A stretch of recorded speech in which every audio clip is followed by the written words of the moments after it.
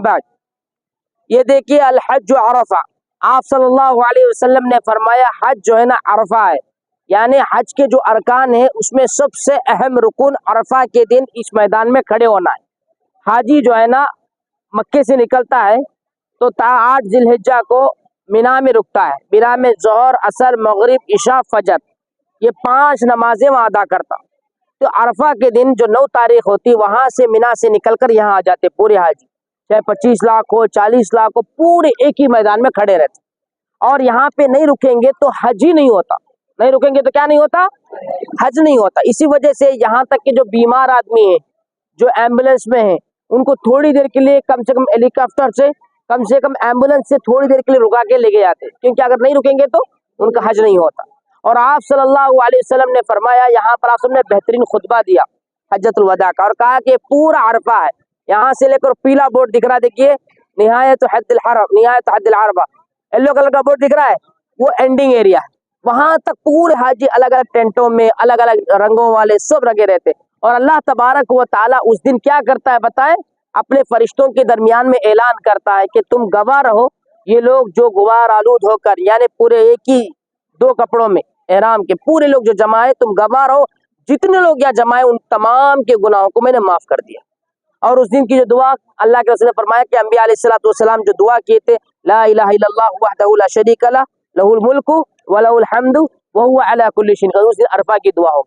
और उस दिन हम लोग क्या करते हैं, अरफा के दिन रोजा रखते हैं, और उस दिन हाजी रोजा नहीं रखते, यहाँ पर पहुँचते हैं और इबादतें करते रहते हैं, और ज़ोहर और असर की नमाज इकट्ठा पढ़ते हैं, फिर मगरिब की नमाज यहाँ से पढ़े बगैर यहाँ से मुज़दलिफ़ा तक निकलते। यहाँ आने का मकसद क्या है, यहाँ आने का मकसद है कि आप सल्लल्लाहु अलैहि वसल्लम का आखिरी जो इज्तिमा था हज के मौके पर 1 लाख से भी ज्यादा सहाबा यहाँ मौजूद, और आप सल्लल्लाहु अलैहि वसल्लम ने उस वक्त क्या पैगाम दिया था, कहा था कि ला फज़ल लिअरबिय्यिन अला अजमी वला लिअजमिय्यिन अला अरबी, ना गोरे को काले पर कोई फजीलत है, ना अरबी बोलने वाले को गैर अरबी पे कोई फजीलत है, सब बराबर है।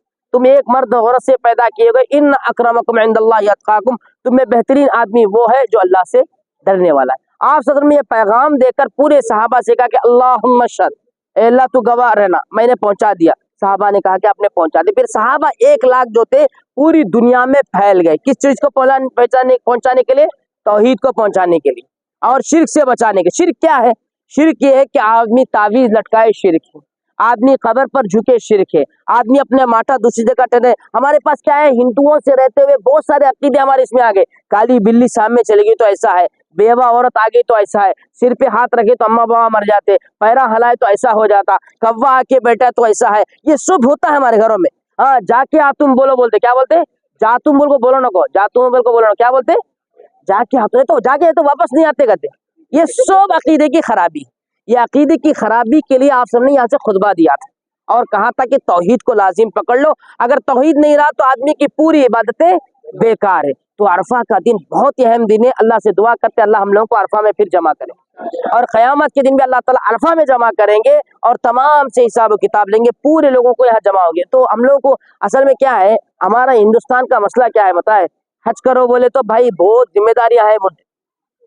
क्या जिम्मेदारी है, मतलब बच्चों की शादियां, नवासी की शादियां, उनके वलीमे सब कर को आए तक हालत क्या हो जाती है, हमारे 2 पैरा कब्र में रहते और एक वजू भी हम बाकी नहीं रह सकते तवाफ में। तो इस वजह से मेरा खासतौर पर नौजवानों से गुजारिश है, अल्लाह ताला ताकत दे, चाहे गवर्नमेंट में ही सही, हज जवानी में करो।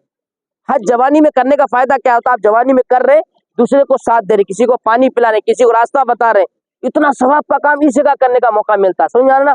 तो इस वजह से हज जो है ना जवानी में करना है, हज फर्ज होने के साथ कर देना है। आज 3.5 लाख रुपए 4 लाख रुपए किसके पास नहीं है भाई, 3.5 लाख 4 लाख रुपए किसी के पास नहीं है क्या भाई, कोई नहीं, बात 4 लाख रुपए किसी के पास नहीं, आराम से हर आदमी के पास 4 लाख रुपए है, लेकिन हम लोग उसको लेट करते, जबकि इस्लाम के जो अरकान है वो 5 है, उसमें से हज एक है। जब हम हज कर लेंगे तो हमारी बुनियाद पूरी कंप्लीट होती। और अल्लाह अली रज़ियल्लाहु अन्हु फरमाते हैं कि जो आदमी हज किए बगैर मर जाता है तो फरमाते हैं उसको अल्लाह ताला यहूदियों के साथ उठाएगा, नसरानियों के साथ उठाएगा। अल्लाह अकबर, कितनी बड़ी वईद है। तो इस वजह से हज करने में जल्दी करो, गवर्नमेंट से ही सही लेकिन हज करो। अल्लाह ताला ताकत दे दिया, 4 लाख रुपए आपके पास है तो हज करो।